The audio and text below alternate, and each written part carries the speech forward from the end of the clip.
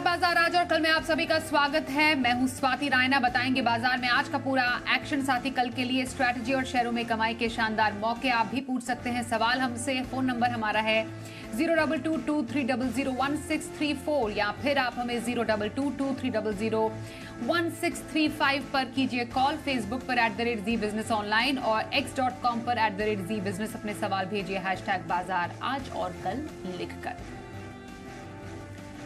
और आपके कल की तैयारी कराने के लिए जी बिजनेस के मैनेजिंग एडिटर अनिल सिंघवी से हम समझेंगे बाजार पर क्या रहे खास स्ट्रैटेजी और साथ ही खास मेहमान कोटक सिक्योरिटीज के श्रीकांत चौहान हैं हमारे साथ।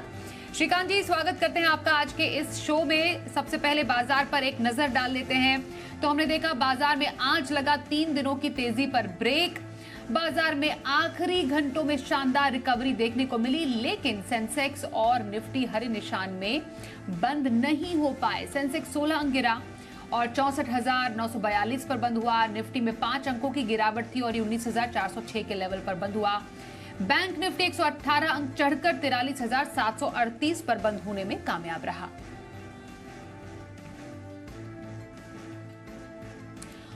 और आइए अब एडिटर स्टेक में अनिल जी से समझते हैं कि आज के बाजार में क्या रहा खास, क्यों तीन दिनों की तेजी पर आज लगा ब्रेक। भारतीय बाजार में आज बेहद इंटरेस्टिंग एक्शन दिखा। हफ्ते की कल दमदार शुरुआत की आज दुनिया भर के बाजारों से मिले जुले संकेत है। वैसे तो अमेरिकी बाजार हरे निशान में ही कल बंद हुए, लेकिन बेहद मामूली। लगातार 7 दिन डाउ और लगातार 8वें दिन नैस्डैक हरे निशान में बंद हुआ, लेकिन सुबह सुबह फ्यूचर्स दोनों के ही नीचे ट्रेड करते हुए दिख रहे थे। एशिया में भी हल्की फुल्की प्रॉफिट बुकिंग कल की अच्छी खासी तेजी के बाद। अब आइए हमारे संकेतों में। एफआईज की तरफ से कैश मार्केट में छोटी बिकवाली का आंकड़ा, लेकिन वायदा कारोबार में स्टॉक और इंडेक्स फ्यूचर्स में अच्छी खरीदारी की। तो नेट फिगर खरीदारी के ही थे। इन सब के चलते शुरुआत हुई 19,400 के आसपास। उसके बाद धीमे धीमे थोड़े और फिसले बाजार और 19,325 के आसपास इंपॉर्टेंट सपोर्ट लेवल पर पहुंचे। दिन भर सुस्ती के साथ, कमजोरी के साथ कारोबार किया। कोई ऐसे चढ़ने और बढ़ने की हड़बड़ी और जल्दबाजी बिल्कुल भी नहीं, लेकिन सेकंड हाफ में स्पेशली आखिरी 1.5 घंटे में जो रफ्तार पकड़ना शुरू किया निफ्टी ने, दिन के हाईएस्ट पॉइंट पर जाकर कल का हाई पॉइंट जो था 19,425 के आसपास, वहां निफ्टी पहुंचा भी और 19,400 के आसपास हल्के 5-7 पॉइंट के नुकसान के साथ बंद होने में कामयाब रहा। बैंक निफ्टी ने इससे ज़्यादा कमाल किया। सुबह बैंक निफ्टी थोड़ा ज़्यादा कमज़ोर दिख रहा था, 43,300 के आसपास करेक्शन तक आया भी और वहां से जो यू टर्न लिया 500 पॉइंट की बड़ी छलांग लगाकर 43,800 के आसपास बंद हुआ। अच्छी बात ये रही, लगातार दूसरा ट्रेडिंग सेशन ऐसा था बैंक निफ्टी का जब 43,600 के ऊपर की बढ़िया क्लोजिंग दिखी और आज की तेजी की लीडरशिप बैंक निफ्टी से आते दिखी। अकेला हरे निशान में था, बाकी सेंसेक्स और निफ्टी तो लाल निशान में बंद हुए। लेकिन ये अकेला भी नहीं, इतना भी अकेला नहीं। मिड कैप स्मॉल कैप शेयरों में जो तेजी है वो देखने लायक है। आज भी मिड कैप इंडेक्स जबरदस्त एक्शन में रहा, सुबह से हरे निशान में और बढ़ने वाले शेयरों की संख्या इसीलिए ज्यादा रही। तो बाजार का अंडर करंट स्ट्रांग है, मूड माहौल ठीक है। डाउ फ्यूचर्स दिन भर लाल निशान में थे, उसके बावजूद भारतीय बाजार अपने अच्छे सपोर्ट लेवल से दिन के दौरान रिकवरी करके दिन के हाई पॉइंट के आसपास बंद होते हैं। तो ये एकदम बाजार की ताकत का अंदाजा दिखाता है। तो अब तक तो ये हफ्ता बिल्कुल परफेक्ट भारतीय बाजारों के लिए जाता हुआ नजर आ रहा है। और आइए आगे बढ़ने से पहले संस्थागत निवेशकों की खरीदारी या फिर बिकवाली के आंकड़े देख लेते हैं। एफआईआईज यानी विदेशी संस्थागत निवेशकों ने कैश मार्केट में करीब 497 करोड़ रुपए की बिकवाली की है और डीआईआईज यानी घरेलू संस्थागत निवेशकों की तरफ से लगभग 700 करोड़ रुपए की खरीदारी के आंकड़े आए हैं सामने। कोटक सिक्योरिटीज के श्रीकांत चौहान हमारे साथ है। श्रीकांत जी, हालांकि 3 दिनों की तेजी पर आज ब्रेक जरूर लगा, जैसा अनिल जी भी बता रहे थे। बाजार का मूड माहौल हालांकि ठीक नजर आ रहा है और बड़ा योगदान मिड कैप और स्मॉल कैप शेयरों में की तरफ से भी आज देखने को मिला। क्या समझे बाजार का resilience? Good evening Swati ji. तो देखिए, बिल्कुल मार्केट में अगर एक पिछले 3 या 4 दिनों के ओवरऑल पैटर्न की अगर बात करें तो एक बात तय है कि बाय ऑन डिप्स की स्ट्रेटेजी बिल्कुल बन रही है। और अभी तक इनफैक्ट देखा जाए तो पिछले 3 या 4 दिनों से जो कंट्रीब्यूशन बैंकिंग सेक्टर से आना चाहिए था या तो बीएफएसआई सेक्टर से आना चाहिए था, वो मिसिंग था। लेकिन आज हमने वहां पे भी अच्छा खासा एक मोमेंटम देखा और बैंक निफ्टी ने इनफैक्ट कल के हाई के ऊपर का भी क्लोजिंग किया है। तो ओवरऑल सेटअप यही दिखा रहा है कि यहाँ से मार्केट में और भी तेजी बन सकती है।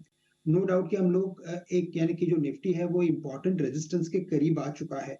तो 19,450 के करीब 100 डे सिंपल मूविंग एवरेज का एक रेजिस्टेंस मार्केट के लिए बना हुआ है। इन लेवल्स को क्रॉस करते ही मार्केट नेक्स्ट लेवल्स यानी कि 19,600 650 तक भी जा सकता है।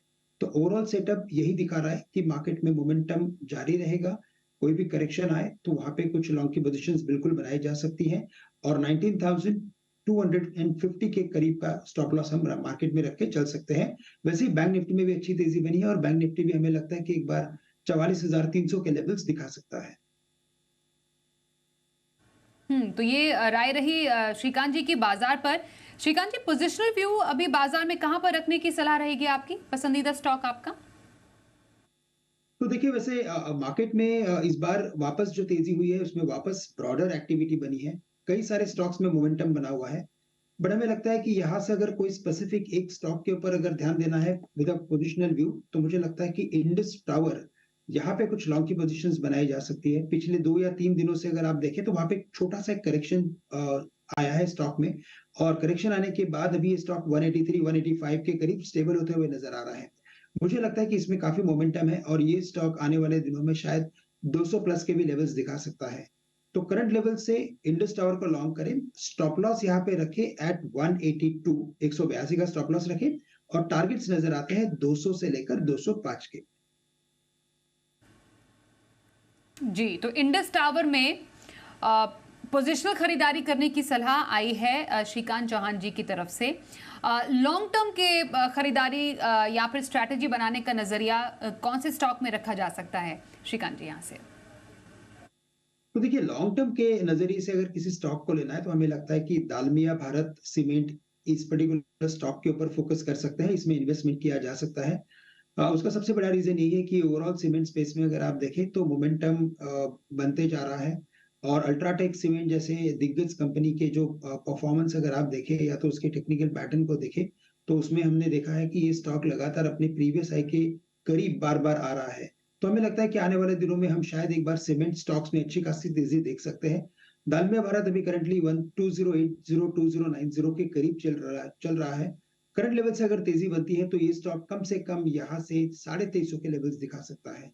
तो करंट लेवल से इसमें इन्वेस्टमेंट करके चले और कोई भी करेक्शन अगर आता है तो मुझे लगता है 2000 के करीब इसमें बढ़िया सपोर्ट है।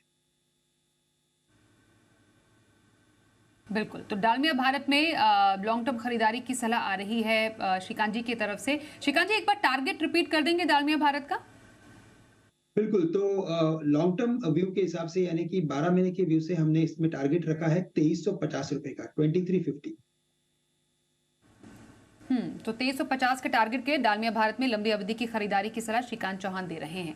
आइए पहले कॉलर से बात कर लेते हैं। हमारे साथ हरियाणा रेवाड़ी से उदयवीर सिंह है।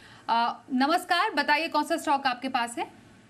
नमस्कार मैडम, मेरे पास एनएमडीसी के शेयर हैं 2198 के रेट पे।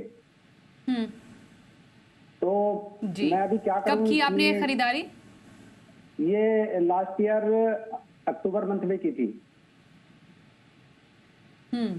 और कब तक का नजरिया आप रख रहे हैं इस पर? मैडम मैं अभी इसमें अभी 1 या 2 महीने या फिर 1 आध साल तक में इसे होल्ड कर सकता हूँ। अच्छा, छोटा नजरिया भी चलेगा, लंबी अवधि के लिए भी होल्ड कर सकते हैं, लेकिन फिलहाल सबसे पहले आप बधाई लीजिए, आपने अच्छा एक प्रॉफिट कमाया है अपने स्टॉक पर। 98 की आपकी खरीदारी थी। और श्रीकांत जी, ओवर टू यू नाउ। अब सर, शॉर्ट टर्म या फिर लॉन्ग टर्म एनएमडीसी में इस प्रॉफिट के साथ क्या आपकी रहेगी सलाह? बिल्कुल काबिल तारीफ है क्योंकि इतनी बड़ी इन्वेस्टमेंट करने के बाद अगर उस पर्टिकुलर इन्वेस्टमेंट को अगर होल्ड करके रखते हैं और फिर जो उसमें रिटर्न्स बनते हैं वो एक अलग ही उसका नज़ारा बनता है। हमें लगता है कि ये पर्टिकुलर स्टॉक जो है वो अपने ऑल टाइम हाई के तो काफी नीचे है, लेकिन 52 वीक हाई में ये एंटर हो चुका है। और अगर आप 2012 से देखें तो इसने कई बार 160 के करीब आने के बाद एक अच्छा खासा डाउनवर्ड ट्रेंड बनाया है। बट इस बार अगर आप देखें तो मल्टीपल टाइम्स वो 160 के ऊपर आ रहा है। हमें लगता है कि इस बार इसमें जो तेजी बनेगी ये पर्टिकुलर स्टॉक को 250 से लेकर 260 के लेवल्स तक भी लेके जा सकती है।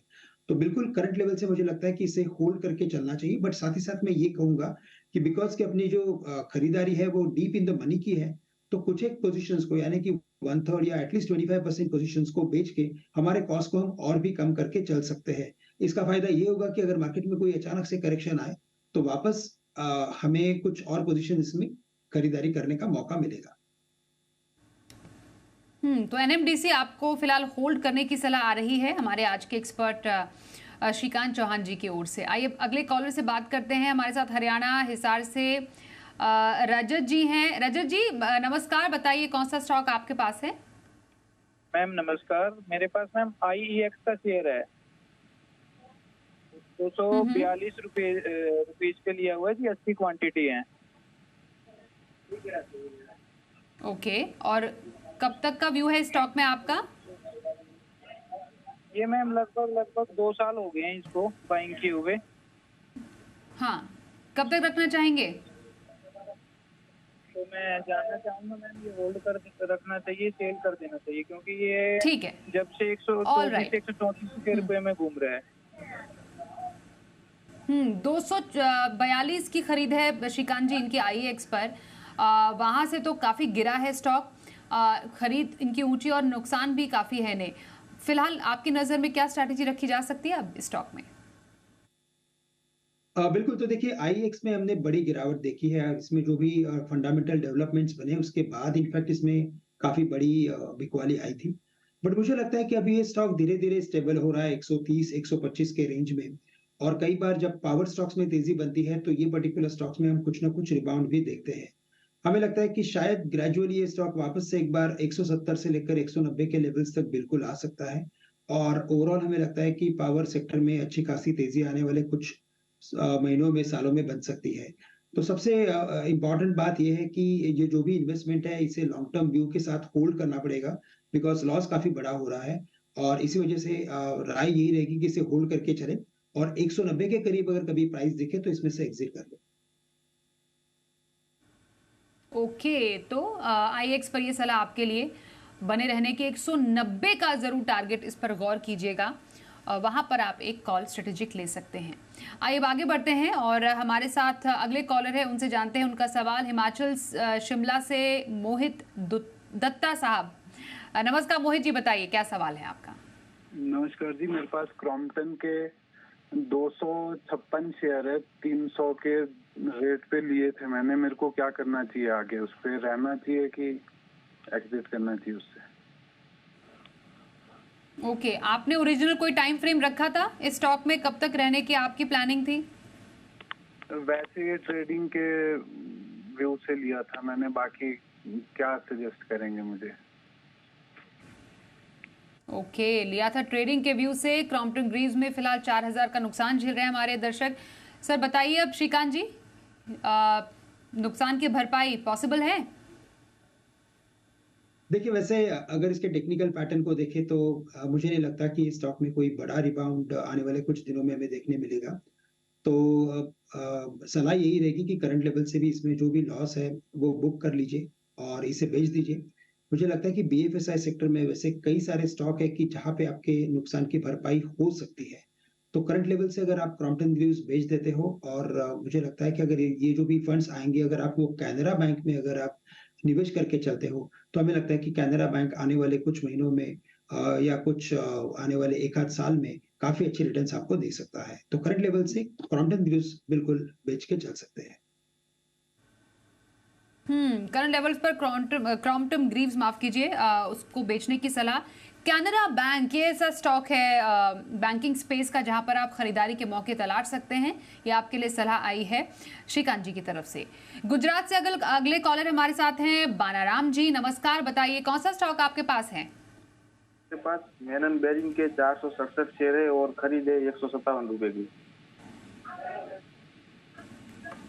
स्टॉक फिर से बताएंगे बानाराम जी? अच्छा, मेनन बियरिंग्स बोला आपने? हाँ, मेनन बेरिंग मैडम 467 शेयर है, खरीद है 157 रुपए की। 157, ठीक है। और कब तक रखना चाहेंगे स्टॉक को आप? हाँ मैडम, जब तक लॉस रिकवर नहीं हो जाता तब तक। Okay, Menon bearing sir, chart में क्या आपको कोई पॉसिबिलिटी लगती है इनके लिए लॉस रिकवर करने की? इनकी तो 157 की खरीद है। बिल्कुल, तो इनफैक्ट स्वाति जी, हमने कई बार ऐसे देखा है कि जब मार्केट में तेजी बनती है तो जहां पे मोमेंटम रहता है वहां पे जो इन्वेस्टर्स होते हैं, स्पेशली जो न्यू कमर्स होते हैं मार्केट में, वो निवेश कर लेते हैं या तो ट्रेडिंग के व्यू से ले लेते हैं और फिर उसमें इन्वेस्टमेंट्स करके बैठे रहते हैं। तो जैसे अभी हमारे इन्वेस्टर ने कहा कि अगर कॉस्ट भी आ जाए तो काफ़ी बड़ी बात है, तो मुझे लगता है कि शायद येस डेफ़िनेटली आने वाले दिनों में ये कॉस्टिंग के करीब आ सकता है 160 के करीब। उसका सबसे बड़ा रीज़न यही है कि ओवरऑल अगर आप देखा जाए तो मैन्युफैक्चरिंग या इवन ऑटोमोबाइल कंपनी या जितने भी कैपिटल गुड्स इंफ्रा कंपनीज़ है, वहाँ पे मोमेंटम तो बिल्कुल जारी है। ऐसा हो सकता है कि मार्केट में मोमेंटम अगर लौटता है तो overall mid cap, small cap में अगर मोमेंटम लौटता है, तो ये स्टॉक 160 के करीब दिख सकता है। तो उन लेवल्स के करीब मुझे लगता है कि छोटा-मोटा लॉस लेके आप बिल्कुल इसमें से एग्ज़िट हो सकते हो। और मैं आप सभी को ये राय रखना चाहूँगा या देना चाहूँगा कि जहाँ पे आपको कुछ पता है कि लाइक कोई कंपनी ए ग्रुप की है, बी ग्रुप की है और कुछ उसका बिज़नेस अगर आपको पता है, तो फिर आप इसमें इन्वेस्ट कीजिए या तो फिर आप किसी सलाहकार से आप सलाह लेके इन्वेस्ट कीजिए। अदरवाइज़ ऐसे स्टॉक्स में अगर आप अटक गए और अगर मार्केट का मोमेंटम अगर चला जाए, तो फिर काफ़ी दिक्कतें बढ़ती है। बिल्कुल, तो ये राय आपके लिए दे रहे हैं श्रीकांत जी। मेनन बेयरिंग्स एग्जिट की सलाह आपके लिए। आइए आगे बढ़ते हैं। अगले कॉल इस वक्त हमारे साथ हैं गुजरात अहमदाबाद से जगदीश सुखवाल जी। नमस्कार जगदीश जी, बताइए कौन सा स्टॉक है आपके पास? मेरे पास कोचिन शिपयार्ड पड़ा हुआ है। हेलो, 475 सुन पा रहे हैं? हाँ जी। हेलो, हाँ हाँ हाँ, 475 है, ठीक है। कब लिया था आपने सर? 475 की रेट में 330 शेयर लिया कोचिन शिपयार्ड। अच्छा, और कब तक का व्यू रख रहे हैं आप इस स्टॉक पर? कब तक होल्ड रखना चाहेंगे? ये तो मैडम 5-7 साल तक है व्यू रखने का। Okay, long term Cochin shipyard, बहुत बहुत बधाई आपको सबसे पहले कि आपने अपनी कमाई डबल कर ली है। 475 की आपकी खरीद है कोचिन शिपयार्ड में। हमने आज एक अच्छा अपवर्ड मूव भी देखा, लेकिन ये जो मुनाफा इनके पास है श्रीकांत जी, अब यहाँ से इनको क्या स्ट्रैटेजी रखनी है? कमाई तो कर ली है, आगे क्या? तो देखिए, अगर हम 2 फैक्टर्स की अगर बात करें तो एक तो सेक्टर में काफ़ी अच्छी तेज़ी है, काफ़ी अच्छे न्यूज़ फ्लो है। साथ ही साथ जो इनकी खरीदारी है वो डीप इन द मनी की है। तो मुझे लगता है कि बिल्कुल ये पर्टिकुलर इन्वेस्टमेंट में वो बने रह सकते हैं, क्योंकि हमें लगता है कि इसमें और भी आने वाले 6 से 12 महीने में न्यूज़ फ्लो बनेंगे और ये स्टॉक और भी ऊपर जाते हुए दिख सकता है। फंडामेंटली वैसे काफ़ी स्ट्रॉन्ग कंपनी है और ईच एंड एवरी क्वार्टर में वो अपने अच्छे नंबर्स डिलीवर करते जा रहा है। तो करंट लेवल से तो मेरी सलाह यही रहेगी कि आप इसे होल्ड करके रखिए और उसमें भी अगर आप देखें तो निवेशक का जो व्यू है वो कम से कम 3 से 5 साल का व्यू है, तो बिल्कुल इसमें बने रहें। और कल के लिए जरा अहम संकेत समझ लेते हैं जी बिजनेस के मैनेजिंग एडिटर अनिल सिंघवी से। जहां तक कल के बाजारों का सवाल है, भारतीय बाजारों को विदेशी बाजारों से सहयोग मिलेगा, सपोर्ट मिलेगा, इसकी संभावना है कम, क्योंकि 7 दिन से अमेरिका में डाउ बढ़ रहा है, 8 दिन से नेस्डेक बढ़ रहा है, तो कहीं तो करेक्शन आएगा और उसके संकेत डाउ फ्यूचर से आ भी रहे। हमारे बाजारों के बंद होने के वक्त 90-100 पॉइंट नीचे डाउ फ्यूचर्स ट्रेड करते हुए दिख रहे थे, यानी कि कमजोरी थोड़ी रह सकती है, प्रॉफिट बुकिंग आ सकती है। जहाँ तक हमारा सवाल है, फिर से आज 19,400 के आसपास हम बंद हुए, तो अब जो सपोर्ट रेंज है कल के लिए भारतीय बाजारों के लिए वो 19,225, 19,325, ये 100 पॉइंट की रेंज रहेगी, बेहद मजबूत सपोर्ट। ऊपरी स्तर पर 19,485, 19,550 तक जाने की कोशिश निफ्टी की हो सकती है। बैंक निफ्टी ने तो कमाल ही किया है, अच्छी मजबूती आती हुई दिखी है। कल के लिए जो अब सपोर्ट रहेगा बैंक निफ्टी पर वो होगा 43,300 से 43,500 की रेंज, बेहद मजबूत सपोर्ट है। 43,250 से 44,050 ये पहला टारगेट होगा बैंक निफ्टी का, जहां तक जाने की कोशिश हो सकती है। Mid cap small cap share मजबूत ही रहेंगे।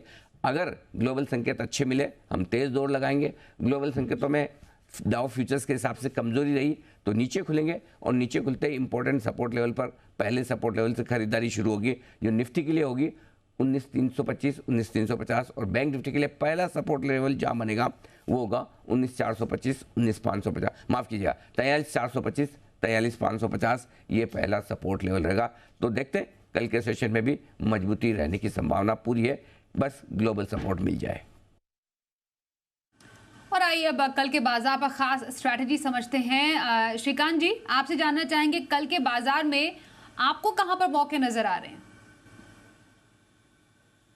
बिल्कुल, तो जैसे ओवरऑल मार्केट का मोमेंटम बना है, मुझे यही लग रहा है कि अगर मार्केट में कोई करेक्शन के साथ अगर ओपनिंग होती है तो वापस खरीदारी बन सकती है। और यहाँ पे हमें लगता है कि आज के दिन में जैसे कि हर एक बैंक स्टॉक्स में अच्छा खासा मोमेंटम बना था, मुझे लगता है कि जम्मू कश्मीर बैंक, जे&के बैंक, यहाँ पे कुछ लॉन्ग की पोजीशंस बनाई जा सकती है।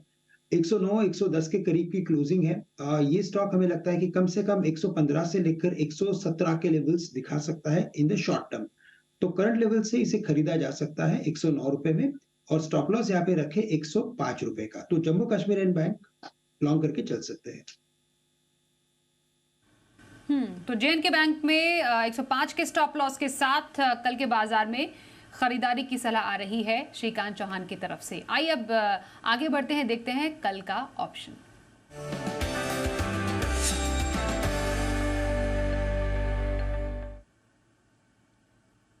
हमारे साथ हैं एक्सिस सिक्योरिटीज के राजेश पालविया। राजेश जी, बहुत स्वागत है आपका आज के शो में। कल के बाजार में सर आपको कहां पर मौके नजर आ रहे हैं? Good evening Swati ji. तो देखिए, आज मार्केट में लोअर साइड से काफी अच्छी रिकवरी देखने को मिली और जिस तरीके से निफ्टी ने वापस 19,400 के लेवल को रिगेन किया, हमें लगता है यहाँ से मोमेंटम एक्सटेंड होते हुए दिखेगा। और कल अगर 19,400 के ऊपर निफ्टी सस्टेन करता है तो एक शॉर्ट कवरिंग भी यहाँ पे बनते हुए दिख सकती है। हम यहाँ एक्सपेक्ट कर रहे हैं कि कल के सेशन में 19,450 से लेकर 19,500 तक की अपसाइड यहाँ पे आते हुए दिख सकती है। तो 19,400 का कॉल ऑप्शन जो कि करीब 67 रुपीज के आसपास क्लोज हुआ है, उस पर हम बाय करने की सलाह देंगे। और इस कॉल ऑप्शन के टारगेट हम एक्सपेक्ट कर रहे हैं जो आना चाहिए करीब 105 रुपए से लेके 115 रुपए तक की अपसाइड इस कॉल ऑप्शन में आते हुए दिख सकती है। स्टॉप लॉस जो रखना होगा वो करीब होगा 38 रुपीज के आसपास। स्टॉक स्पेसिफिक बात करें तो हमें लगता है कि कल के सेशन में मेटल स्पेस में से वेदांता को यहाँ पे देखा जा सकता है। स्टॉक में अगर हम देखें फॉलिंग ट्रेंड लाइन का एक ब्रेकआउट यहाँ पे डाउन स्लोपिंग ट्रेंड लाइन का ब्रेकआउट यहाँ पे वीकली चार्ट पे ऑलरेडी बनते हुए दिखा है। और जिस तरीके से वेदांता में एक मोमेंटम बना है लोअर साइड से बेस बना के, यहाँ पे हम एक्सपेक्ट कर रहे हैं टारगेट 246 से लेकर 248 तक के 233 रुपए के स्टॉप लॉस से वेदांता को भी बाय किया जा सकता है।